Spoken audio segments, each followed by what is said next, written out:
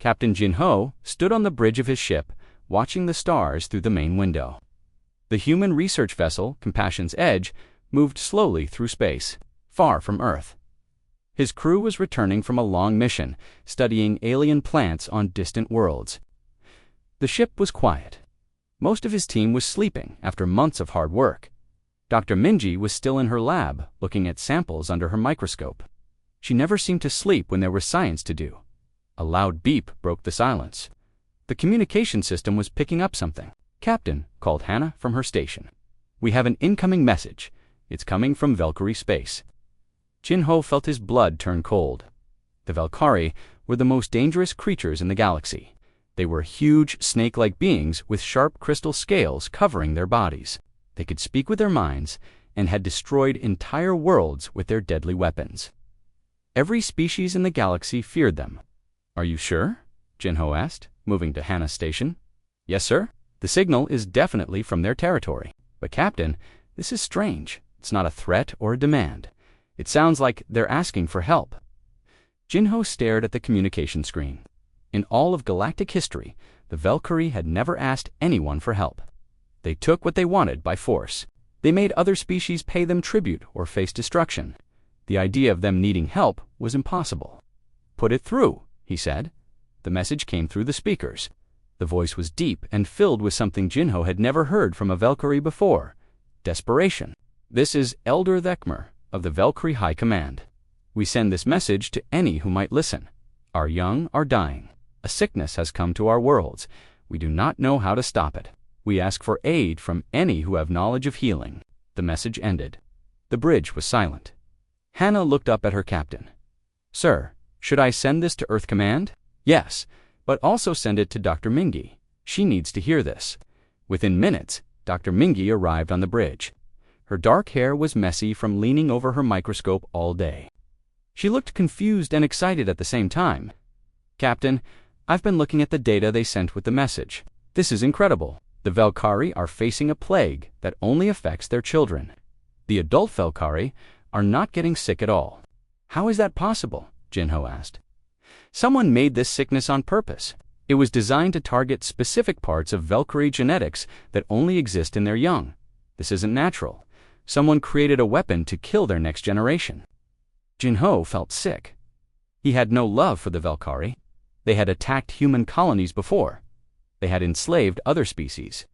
But the idea of someone targeting children made his stomach turn. "Who would do such a thing?" he asked. "Any of the dozens of species the Valkyrie have conquered over the centuries," Mingi replied. "The Zenthari, the Krovik, the Zelani. All of them have reasons to hate the Valkyrie." The communication system beeped again. This time, it was a message from Earth Command. "Captain Jin-ho, you are ordered to ignore the Valkyrie distress call. Do not approach their territory. Return to Earth immediately. The situation is being monitored by the Galactic Council." Another message came in right after. This one was from the Galactic Council itself. Ambassador Sunho appeared on the screen. He was humanity's representative to the Council. He looked tired and frustrated. "Jin-ho, I know you're receiving messages about the Valkyrie situation. The Council has made its decision. We will not help them. The other species see this as justice for all the harm the Valkyrie have caused. I tried to argue for some kind of aid, but I was voted down completely." The message continued. The Zenthari ambassador said that sometimes predators must face the consequences of their actions. The Krovik representative called it cosmic justice. Even the Peaceful Harmony Federation voted against helping. We are alone in wanting to do something. The Council has also issued a warning. Any species that tries to help the Valkyrie will face economic sanctions. Trade routes will be cut off. Diplomatic relations will be ended. They want to make sure the Valkyrie get no help at all. The message ended with Sunho looking directly at the camera. "I'm sorry, my friend. There's nothing I can do from here." Jin-ho looked around his bridge. His crew was watching him carefully. They all knew what he was thinking. "Captain," said Hannah quietly, "we could reach Valkyrie space in 3 days." "The Council will punish us," said Do-Yan, the ship's engineer. "Earth Command will be angry too." "Children are dying," said Dr. Minji. "I don't care what species they are. Children are children." Jinho walked to the main window and looked out at the stars. Somewhere out there, an entire generation was dying while their parents watched helplessly. The most powerful predators in the galaxy were being brought down not by war, but by the slow death of their young. He thought about his own childhood on Earth. He remembered his little sister getting sick when she was 5. The whole family had stayed awake for days, taking care of her. His parents had spent all their money on medicine. Everyone they knew had helped somehow. That was what people did when children were in danger. But these were not human children. These were the children of creatures that had killed humans before. Children that would grow up to be deadly predators themselves. Still, they were children. "Hannah, send a message to the Velkhari," Jinho said finally. "Tell them that the human ship Compassion's Edge is coming to help. Tell them we have scientists who might be able to find a cure." "Sir, are you sure?" Hannah asked. "No," Jinho replied, "but I'm going to do it anyway. Dr. Mingi, start preparing everything you need to study their plague. Do-Yan, make sure our ship is ready for a long journey into hostile space." "What about Earth Command?" asked Hannah. "Send them a message, too. Tell them that Captain Jinho is taking emergency medical supplies to a plague zone. Don't mention that it's Velkhari space until we're already on our way." As his crew began to work, Jinho kept looking out at the stars. He knew this decision might end his career. It might make humanity enemies across the galaxy. But somewhere out there, children were dying, and no one else was willing to help. In a galaxy full of different species, only humans seemed to understand that some things were more important than politics or revenge. Some things were more important than fear. The Compassion's Edge changed course, heading toward the most dangerous territory in known space. The Compassion's Edge traveled through space for 2 days before Earth Command realized what Captain Jinho was really doing. "Captain Jinho, you are ordered to turn around immediately," came the voice of Admiral Chen. "You are disobeying direct orders. Return to Earth space now, or face court-martial." Jinho turned off the communication system. He had made his choice. There was no going back now. Dr. Mingi worked day and night in her laboratory. She had requested all the information about Velkhari biology from the ship's computer. What she found was both amazing and terrifying. She called from her lab. Jinho found her surrounded by holographic displays showing Velkhari genetic codes. The information floated in the air like glowing puzzle pieces. "The Velkhari are incredibly advanced biologically," Mingi explained. "Their bodies can heal almost any wound. They can live for thousands of years. Their minds are connected to each other in ways we don't understand. But this plague is specifically designed to attack the one weak point they have." "What weak point?" Jinho asked. "Their young are born with incomplete immune systems. The plague targets exactly that weakness. It's like someone studied them for years to find the perfect way to hurt them." Dr. Kuhn joined them in the lab. He was the ship's medical officer and had been helping Mingi understand the plague data. "Captain, this virus is like nothing I've ever seen," Kuhn said. "Changes itself every few hours. Just when the Velkhari immune system starts to fight it, the virus becomes something different. It's staying one step ahead of any cure they try to make." "Can we help them?" Jinho asked. "Maybe," Mingi said, "but we'll need to get close to study. Living samples. We need to see how the virus works in real time." The ship's engineer Do-Yan came running into the lab. "There are Krovic warships patrolling the border of Velkhari space. They're stopping anyone who tries to get through." The Krovic were a military species that looked like giant insects. Now they were making sure no one could help their enemies. "How many ships?" Jinho asked. "At least 6 that we can see. Probably more hidden nearby." Jinho thought carefully. The Compassion's Edge was a research ship, not a warship. They had no weapons that could fight Krovic battle cruisers. "Can we go around them?" he asked. "It would add 4 days to our journey," Do-Yan replied. "The Velkhari children might not have that much time." Nari, the ship's medic, spoke up. "They're getting more desperate every hour. They say hundreds of young ones are dying each day." Jinho closed his eyes. "Hannah, open a channel to the Krovic ships," he said finally. The main screen showed a Krovic commander. The creature had 4 arms and large black eyes. Its voice sounded like metal scraping against stone. "Human vessel, you are approaching restricted space. Turn around immediately or be destroyed. This is Captain Jinho of the Earthship Compassion's Edge. We are carrying medical supplies to help with a plague outbreak. We request safe passage on humanitarian grounds. You want to help the Valkyrie? The same Valkyrie who destroyed our colony worlds, who enslaved our people for 300 years. We want to help sick children, Ginho replied. Whatever their parents have done, the children are innocent. There are no innocent Valkyrie, the commander said. Turn around now, or we will open fire. The communication ended. The Krovik ships began moving toward them. Captain, what do we do? Asked Hannah. Jinho looked at his crew. These people had followed him into danger because they believed in doing the right thing. He could not let them die for his decision. Send a message to the Valkyrie, he said. Tell them we're trying to reach them, but we're being blocked. Ask if they can help. They waited. Weapons were charging up, ready to fire. Then something amazing happened. Space around them began to shimmer. 3 huge Valkyrie ships appeared out of nowhere. They had been invisible. Using technology no other species possessed, the lead Valkyrie ship opened communication. The voice that came through was different from the earlier message. This one was younger, more aggressive. These humans are under our protection. You cannot protect anyone, Snake, the Krovik commander replied. Perhaps, said the Valkyrie voice. But we are not gone yet. Leave now or face the consequences. The Krovik ships were outnumbered, but their commander was stubborn. We will not let you receive help. The galaxy has suffered enough under your rule. What happened next shocked everyone. Instead of attacking, the Valkyrie ships moved to surround the Compassion's Edge in a protective formation. Humans, said the Valkyrie voice, you risk much too. Help us, we will escort you safely to our world. Follow our lead ship. The Krovik commander realized he would have to fight through Valkyrie ships to reach the humans. Even weakened by plague, the Valkyrie were still dangerous opponents. After a long moment, the Krovik ships turned away. This is not over, the commander said before cutting communication. The journey to the Valkar homeworld took 6 more hours. During that time, Dr. Minji continued studying the plague data. Dr. Kyung prepared medical equipment.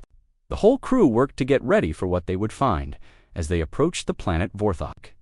Jinho could see why the Valkyrie were called apex predators.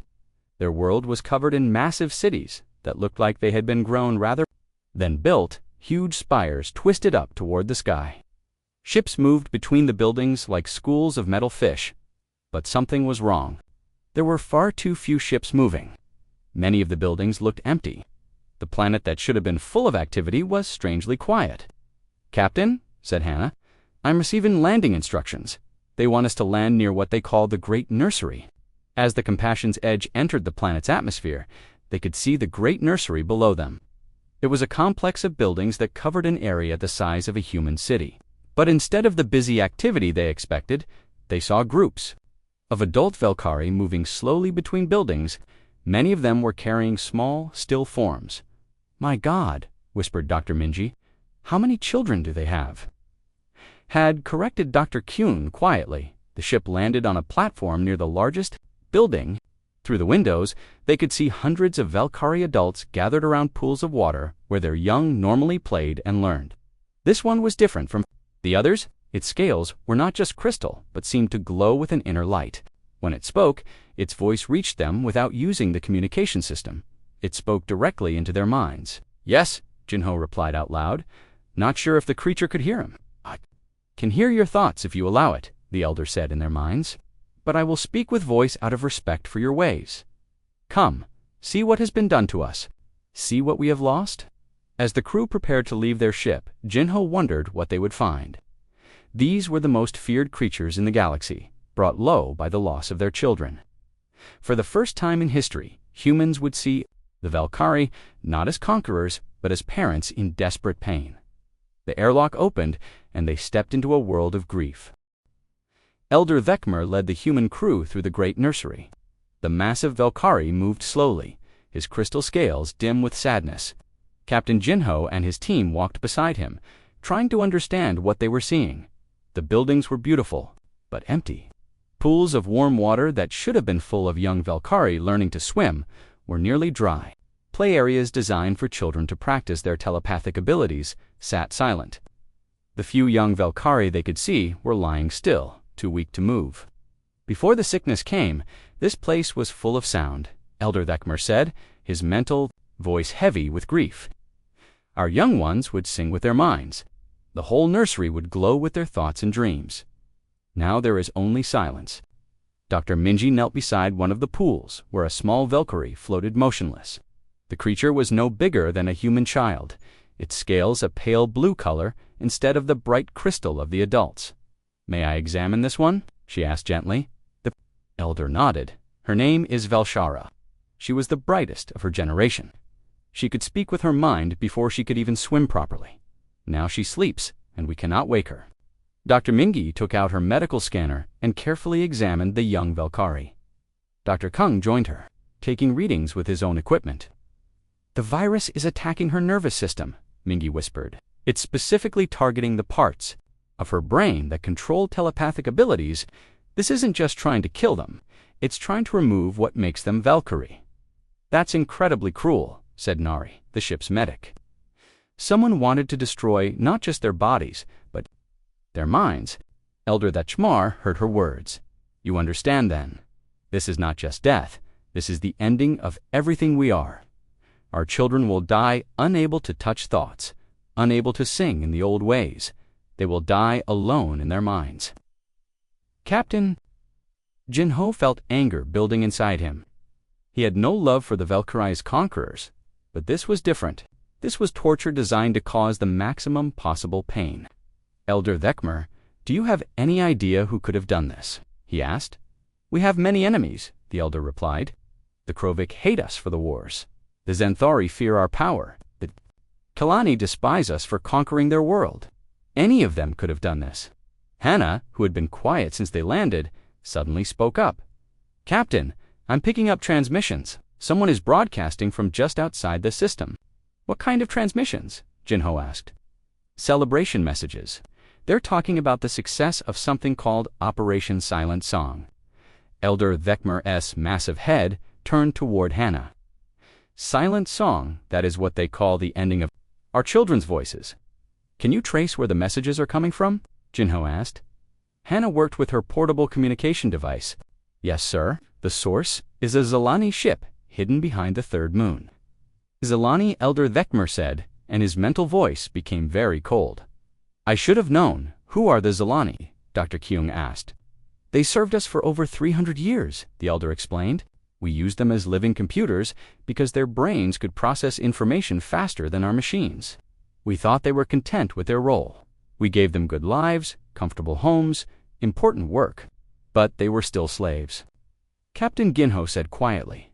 "Yes," the elder admitted, "they were slaves, and now they have their revenge." Hannah continued monitoring the transmissions. "Captain, they're not just celebrating, they're coordinating with other ships. This isn't over. They're planning something bigger." Dr. Mingi looked up from her examination of the young Valkyrie. "Captain, I need to take samples back to the ship. I think I'm beginning to understand how this virus works, but I need better equipment to be sure." "Do what you need to do," Jinho said. "Elder Thekmer, we need to return to our ship to work on a cure. Can you protect us while we're here?" "Our defenses are weak," the elder said. "Most of our ships are searching for medicine on other worlds, but we will do what we can."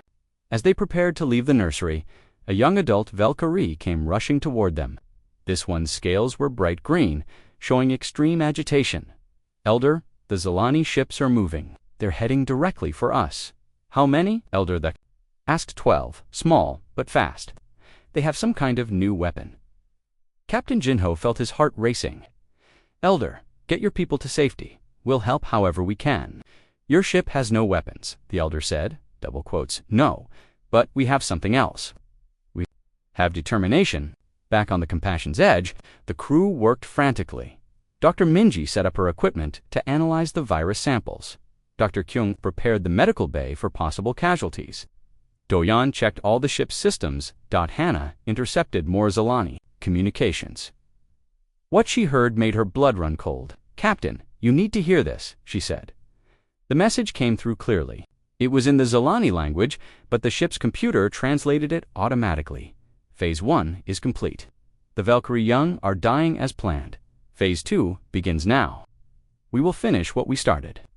After today, There will be no more Valkyrie. In the galaxy, another voice replied, "What about the humans? They weren't part of the plan. They chose to involve themselves. They will share the fate of those they try to help." The communication ended. Everyone on the bridge looked at each other with fear and determination. "They're going to try to kill us all," Dojan said. "Then we'll stop them," Jinho replied. Dr. Minji's voice came over the intercom from her lab. "Captain, I've made a breakthrough. The virus is incredibly sophisticated, but it has a weakness. It was designed to work against Valkyrie biology only, but I think I can modify it to work in reverse." "What do you mean?" Jinho asked.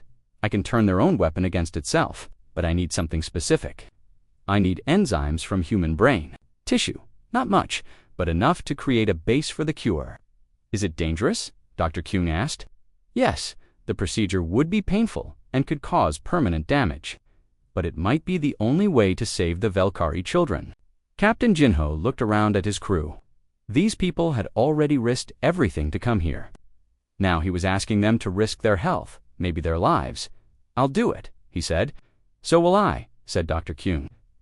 "Count me in," added Nari. One by one, every member of the crew volunteered. They knew the risks, but they also knew that children were dying while they talked. Outside, the Zilani ships were getting closer. Their weapons were charging up, ready to finish what they had started. But inside the human ship, a different kind of battle was beginning. It was a battle between hatred and hope. Between revenge and mercy. Dr. Minji began preparing the equipment she would need to extract the enzymes. The procedure would be dangerous, but it was their only chance to create a cure. As the first Zilani ship came into weapons range, Elder Dekmer's voice reached them through their minds. "Humans, you have shown us something we had forgotten. You have shown us what it means to care for those who cannot protect themselves. Whatever happens next, we will remember the battle for the future of an entire species was about to begin." The medical procedure began as the Zilani ships closed in on Vorthok. Dr. Mingi worked carefully in the ship's medical bay while explosions echoed outside. The Valkyrie were fighting back, but their weakened defenses could not hold for long. Jinho lay on the medical table as Dr. Mingi prepared the extraction equipment. The process would take fluid from his brainstem, where special human enzymes were made. It was dangerous and painful, but it was their only hope. "Captain, this is going to hurt," Dr. Mingi warned him. "Do what you need to do," Jinho replied. Through gritted teeth, the extraction began. Pain shot through Jinho's entire body as the thin needle entered his brain. But he thought about the young Valkyrie he had seen in the nursery. Too weak to move, dying while their parents watched helplessly, Dr. Kyung was next. Then Nari, one by one, each crew member gave what they could. By the time they were finished, half the crew was unconscious from pain, and the other half was barely able to stand. But they had what they needed. "I have enough enzyme to make a small batch of cure," Dr. Minji announced weakly. "If this works, we can make more." Outside, the battle was getting worse. A Zilani ship broke through the Valkyrie defenses and fired directly at the great nursery. The building shook as energy weapons hit its walls. "They're targeting the children," Hannah said in horror, listening to the communications. "The Zilani want to kill the young ones before we can cure them." Elder Vekmer's mental voice reached them, filled with desperate anger. "The nursery shields are failing. We cannot protect them much longer." Captain Jinho forced himself to stand despite the pain in his head. "Dr. Minji, how long before the cure is ready?" 20 minutes if everything goes perfectly," she replied. "We don't have 20 minutes," Doyan said, watching the battle through the ship's sensors. "The nursery will be destroyed in 10. Jinho made a decision that surprised everyone. Hannah opened a channel to the Zilani ships. "Sir, what are you doing?" she asked. "Something crazy." The main screen showed the Zilani commander. The creature looked like a tall, thin human but with silver skin and large black eyes.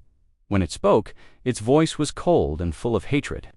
"Humans, you have chosen the wrong side. The Valkyrie enslaved my people for centuries. Now they will pay the ultimate price. Commander, my name is Captain Jinho. I understand your anger. The Valkyrie did terrible things to your people. But killing children won't bring back the ones you lost." The Zilani commander laughed, a sound like breaking glass. "These children will grow up to be monsters just like their parents. We are saving the galaxy from future suffering. You're becoming the monsters, Jinho replied. You're doing exactly what the Valkyrie did to you. You're destroying innocent lives to get revenge. The Valkyrie deserve no mercy. Maybe not, Jinho said, but their children do. Every child deserves a chance to be better than their parents. Zilani Commander was quiet for a moment. Then his expression hardened. You humans are fools. You will die with them. The communication ended. The Zilani ships focused their attack on the nursery building. The shields were almost gone. That's when something unexpected happened. Dr. Kyung, despite his pain from the medical procedure, had been working on something in the background. Captain, he called weakly from his station. I've been analyzing the Zilani ship designs. They have a weakness. What kind of weakness? Jinho asked. Their ships are fast but lightly armored, and they're using a network connection to coordinate their attacks. If we could disrupt that network, they'd lose their advantage, Dojan finished, understanding immediately. Can we do it? Jinho asked. Maybe, but someone would have to get very close to their command ship. Close enough to plant a disruption device. How close? Basically, someone would have to fly right up to them and attach it by hand. It was a suicide mission. Everyone on the bridge knew it. I'll do it, said Seogen, the ship's junior engineer. He was young and had been quiet through most of the crisis. Seogen, no, Captain Jinho said. I won't ask anyone to. You're not asking, sir. I'm volunteering. Someone has to do it, and I'm the smallest. I can use one of the maintenance pods before. Anyone could stop him. Seogen was running toward the shuttle bay. Within minutes, a small maintenance pod launched from the Compassion's edge and flew directly toward the Zilani command ship. The Zilani were so focused on attacking the nursery that they didn't notice the tiny pod until it was too late. Attached the disruption device to their hull and activated it. Immediately, the Zilani ships lost coordination. They began flying into each other, confused and unable to communicate. Several ships crashed, others flew away in panic, but SI pod was caught in the explosion when two Zilani ships collided. The young engineer died, saving the Valkyrie children he had never met. Elder Thekmer's mental voice reached every human on the ship. The young one who sacrificed himself will be remembered in our songs for all time. This is the greatest honor we can give. With the immediate threat gone, Dr. Minji was able to finish preparing the cure. She mixed the human enzymes with Valkyrie genetic material and created a treatment that could stop the virus. It's ready, she announced, but we need to test it first. They returned to the nursery, where Elder Vekmer waited with the sickest young The small creature named Velshera was barely alive, her scales almost completely colorless. Dr. Minji carefully injected the cure. Everyone held their breath and waited. At first, nothing happened. Then, slowly, color began to return to the young Valkyrie's scales. Her eyes opened. For the first time in weeks, her mind touched theirs with a weak but happy thought. It works, Dr. Kyung said in amazement. Elder Thekmer's joy was so strong that every human could feel it without telepathy. You have given us back our future, he said. How can we ever repay this gift? Just remember what happened here, Captain, Jinho replied. Remember that enemies can become friends when children are in danger. Over the next few days, the cure was given to every sick young Valkyrie on the planet. The nursery, which had been silent with grief, began to fill with the sound of children playing again. Their telepathic songs returned, making the buildings glow with shared thoughts and dreams. But the humans noticed something different about these young Valkyrie. Unlike their parents, they showed curiosity about other species. They asked questions about humans, about Earth, about the galaxy beyond their world. The experience has changed them, Elder Thechmar explained. They have seen that not all aliens are enemies. They have learned that sometimes help comes from unexpected places. They will grow up different from us. Is that a good thing? Captain Jinho asked. The elder was quiet for a long moment. Yes, he said finally. It is very good. We have been predators for too long. Perhaps it is time for us to learn to be something else. As the Compassion's Edge prepared to leave Vorthok, the humans knew they had witnessed something historic. They had not just saved lives, they had helped change the future of an entire species. News of what happened on Vorthok spread across the galaxy faster than anyone expected. Every species had spies and information networks. Within days, Everyone knew that humans had saved the Valkyrie children. The reactions were not what Captain Jinho had hoped for. On the Krovik homeworld, military leaders gathered in emergency session. General Thurok, their supreme commander, slammed his 4 fists on the meeting table. "The humans have made a terrible mistake," he declared. "They have helped our greatest enemy survive. In 20 years, those Valkyrie children will grow up too. Attack us again." Similar meetings were happening on dozens of worlds. The Zenthari Council of Elders voted to cut all trade with humanity. The Harmony Federation, usually peaceful, called humans dangerously naive and closed their borders to human ships. On Earth, the government was in chaos. Admiral Chen called Captain Ginho directly while the Compassion's Edge was still traveling home. "Captain, do you understand what you've done?" the Admiral asked angrily. "Every ally we had in the galaxy has turned against us. The Galactic Council is talking about expelling humanity completely." "Sir, we saved children," Jinho replied. "That's all we did. You saved the children of monsters. Children who will grow up to be monsters themselves." "Maybe," Jinho said, "or maybe they'll grow up to be something better." Ambassador Sunho was summoned to appear before the full Galactic Council. The great meeting hall on the neutral station of Nexus Prime was packed with representatives from every major species. The air was thick with anger and fear. "Humanity has committed an act of extreme recklessness," declared the Zenthari ambassador. "They have ensured the survival of a species that has caused suffering across the galaxy." The Krovik representative was even harsher. "Humans have proven they cannot be trusted. They choose sentiment over sense. They endanger us all with their foolish mercy." Ambassador Sunho stood alone at the center of the hall, surrounded by hostile aliens from dozens of worlds. "Honored representatives," he began, "my species did what we believed was right. We could not stand by and watch children die, regardless of who their parents were." "Those children will become killers," shouted the Colony delegate. "Will they?" Sunho asked. "How do we know? Have we given them the chance to be anything else? For centuries, we have treated the Valkyrie as monsters. We have never offered them friendship or shown them a different way to live. Maybe that's why they became what they are." The hall erupted in angry voices. Species that had never agreed on anything were united in their criticism of humanity. But not everyone was angry.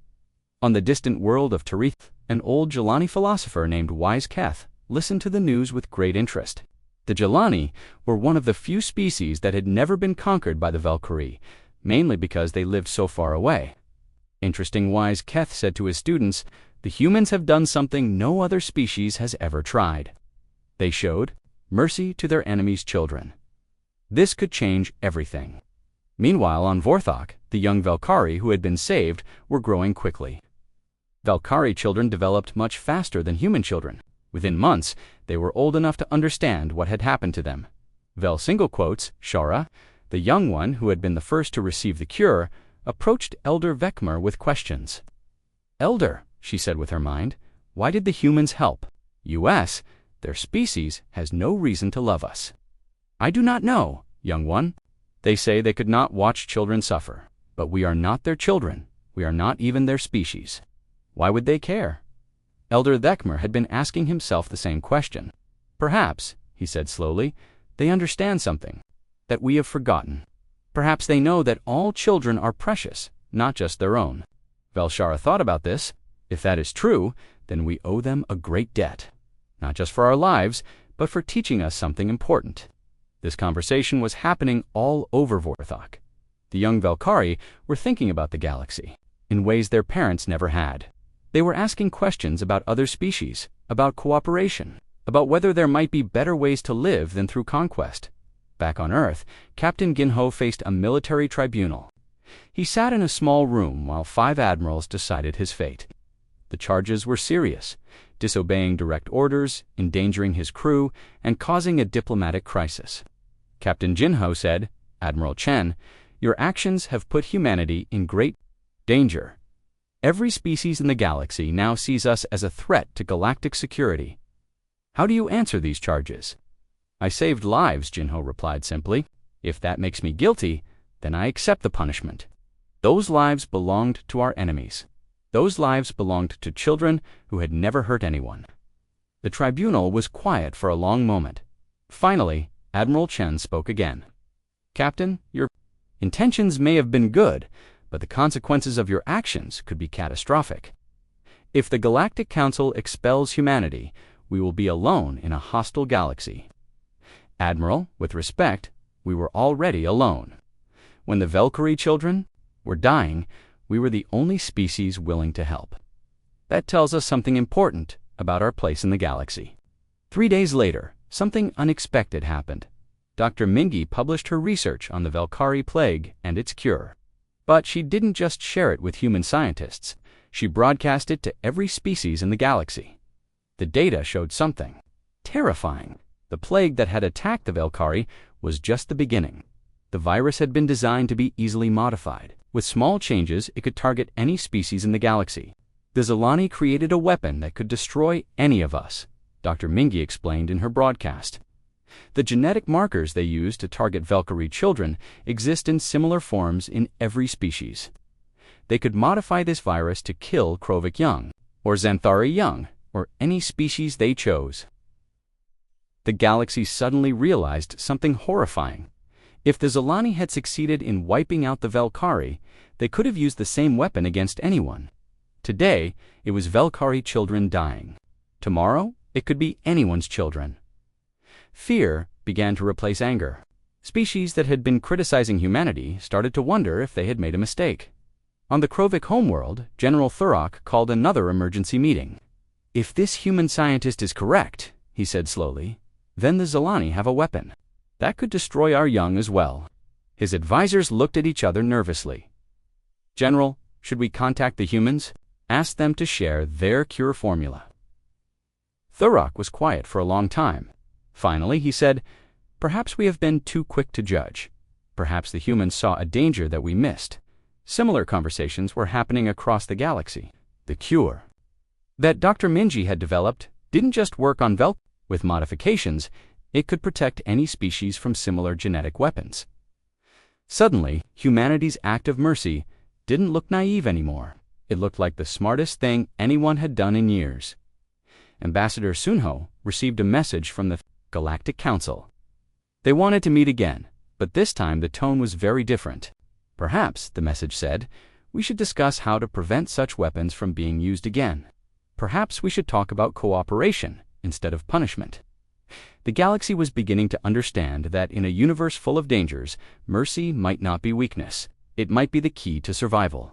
6 months after the cure was discovered, the galaxy faced its worst nightmare. The Zilani had not given up after their defeat at Vorthok. Instead, they had been working in secret, creating new versions of their deadly virus. The attack came without warning. On the same day, children began dying on 12 different worlds. Krovic young fell sick first, then Xanthari children, then the offspring of the Harmony Federation. The virus had been modified to attack multiple species at once. The message that came with the plague was simple and terrifying. "This is revenge for all the suffering caused by the strong against the weak," the Zilani leader announced. "Every species that has ever conquered another will watch their future die. Only when you have lost everything will you understand what you did to us." Panic spread across the galaxy faster than the plague itself. The same species that had criticized humanity just months before now sent desperate messages to Earth. "Please help us," came the transmission from the Krovic homeworld. "Our children are dying, and we don't know how to stop it." Similar pleas arrived from the Xanthari, the Kalani, and dozens of other worlds. Everyone suddenly remembered that humans had saved Valkyrie children when no one else would help. Captain Jinho, who had been under house arrest pending his trial, was called back to service.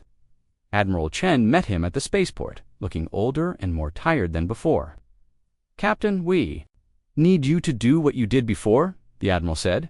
"But this time, it's not just one species, it's the entire galaxy." "What do you need me to do?" Jinho asked. "Take the Compassion's Edge and gather the best scientists from every willing species. Work together to create cures for all the different versions of the plague. Show the galaxy how cooperation works." Jinho looked at his old ship, being prepared for another mission. "What about my trial?" "Suspended indefinitely," Admiral Chen replied. "It seems saving enemy children is exactly the kind of experience we need right now." Dr. Mingi was already aboard, working with a team of scientists from across the galaxy. The ship's laboratories had been expanded to hold equipment from a dozen different species. For the first time in galactic history, former enemies were working side by side to solve a common problem. "Captain, this is incredible," Dr. Mingy said when Jinho arrived. "We have Krovic genetic specialists working with Xanthari. The Kalani have shared medical knowledge they've kept secret for centuries. Everyone is contributing." The work was difficult. Each species required a different version of the cure based on their unique biology, but the foundation was the same: the human enzymes that had saved the Velkari children. Nari, who had recovered from her injuries during the original mission, was now coordinating medical teams across multiple worlds. "Captain, we're getting reports from the affected planets. The human-based cure is working on all the species, but we need more enzymes." "How many more?" Jinho asked. "A lot more. We need donors from hundreds of humans." The request went out across human space. Volunteers were needed for a dangerous medical procedure to help save alien children. The response was immediate and overwhelming. Thousands of humans volunteered, even though the process was painful and risky. But the most surprising help came from an unexpected source. "Captain," Hannah called from the communication station, "we're receiving a message from Elder Thekmor." Velkari leader appeared on screen, but he was not alone. Behind him stood dozens of young Velkari, the ones who had been saved by the original cure. "Captain Ginho," the elder said, "we offer our help in this crisis. Our young ones have asked to volunteer." "Volunteer for what?" Ginho asked. Vel, single quotes, Shara, now grown to adult size but still young by Velkari standards, stepped forward. "We want to help make the cure. We have studied human biology since you saved us. We believe we can synthesize the needed enzymes artificially." "But why would you help the same species that stood by while you were dying?" Dr. Mingy asked.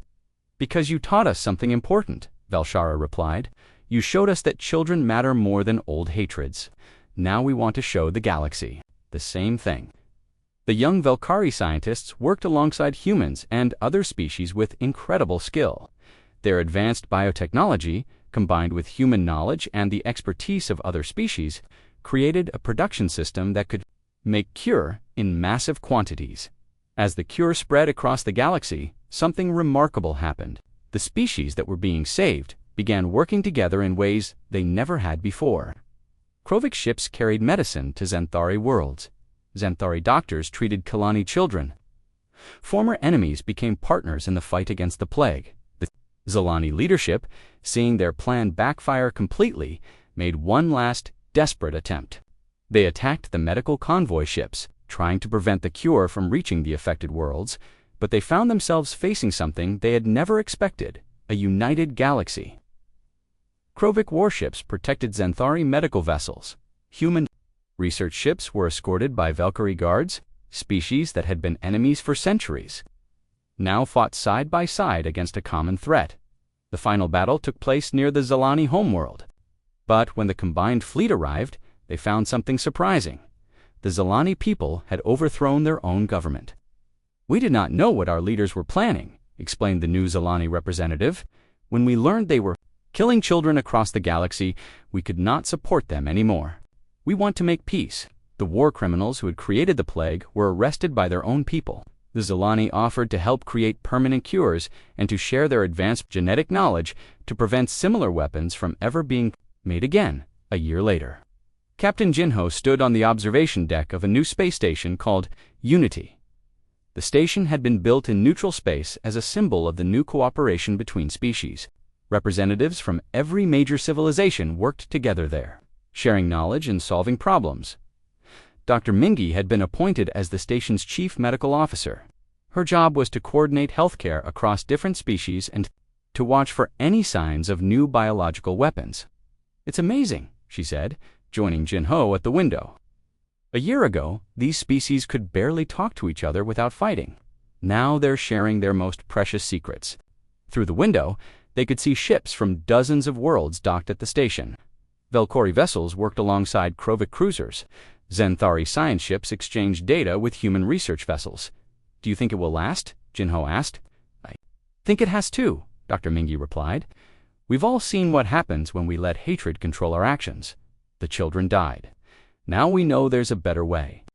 Elder Thekmer approached them, moving slowly through the corridors designed for multiple species. The massive Valkyrie had become one of the station's most respected advisors. "Captain," he said with his mind, "I have news from Vorthok. The first class of young Valkyrie trained in cooperative sciences has graduated. They are requesting assignments to work with other species." "That's wonderful," Jinho said. "What kind of work do they want to do?" "Teaching, medical research, peaceful exploration. They want to use their abilities to help others instead of conquering them." Valshera, now a full adult and the leader of her generation, had established the first mixed species research institute. Young beings from across the galaxy came there to learn from each other and work on projects that benefited everyone. "The children remember," Elder Thekmer continued. "They remember that when they were dying, only humans stood by them. They want to make sure no child of any species ever faces such danger alone again." As Ginho looked out at the peaceful ships and busy scientists, he thought about the choice his crew had made that day when they first heard the Valkyrie distress call. It had seemed like a simple decision: help sick children or turn away, but that choice had changed everything. It had shown the galaxy that enemies could become friends when innocent lives were at stake. It had proven that cooperation was stronger than conquest, that mercy was more powerful than revenge. The galaxy was not perfect. There were still conflicts and disagreements. But now, there was something that had never existed before: hope that differences could be solved without children paying the price. In the memorial garden at the center of Unity Station, a simple monument honored all who had died during the plague crisis. The inscription was written in every language of every species in the galaxy. "Here we remember those who fell when hatred ruled the stars. Here we promise that never again will children suffer for the sins of their parents. Here begins the age when all young ones matter, regardless of the worlds they call home." At the bottom, in smaller text, were the words that had started it all: "None stood by the predator's young, only humanity stepped forward." But now, thanks to that first act of courage, no child in the galaxy would ever stand alone again.